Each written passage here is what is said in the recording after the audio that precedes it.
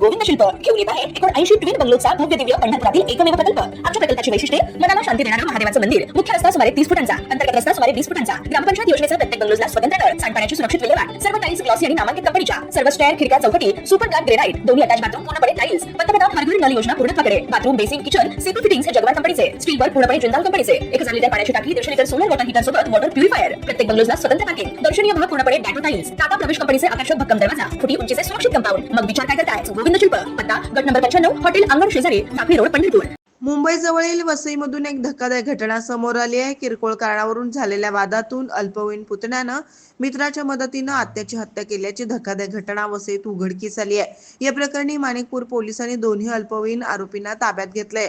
पोलिसांनी दिलेल्या माहितीनुसार वसई पश्चिमेतील बऱ्हामपूर गावात ही घटना घडली। दुर्गा बनसोडे, वय वर्ष 65 असं या महिलेचं नाव आहे। या वसईतील पश्चिमेतील बऱ्हामपूर गावातील भीमाई बंगल्यात एकट्याच राहत होत्या। त्यांची विवाहित मुलगी बोईसर येथे तर मुलगा वालीव इथं राहत असल्यानं त्या एकट्याच वास्तव्यास होत्या। सोमवारी सकाळी त्यांच्या बंगल्यात मृतदेह आढळून आल्यानं परिसरात खळबळ उडाली होती।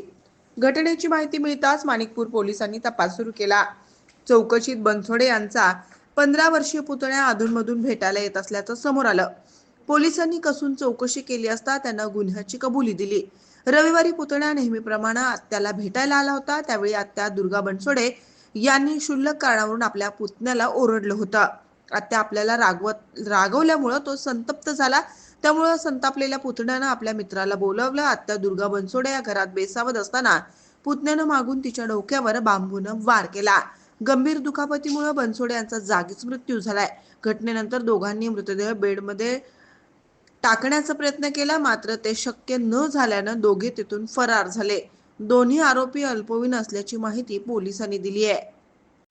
ताज्या घडामोडी पाहण्यासाठी आमच्या YouTube चॅनलवरील PVR म्हणजेच पंढरी वार्ता या न्यूजला सबस्क्राईब करा आणि शेजारील बेल आयकॉनवर क्लिक करा।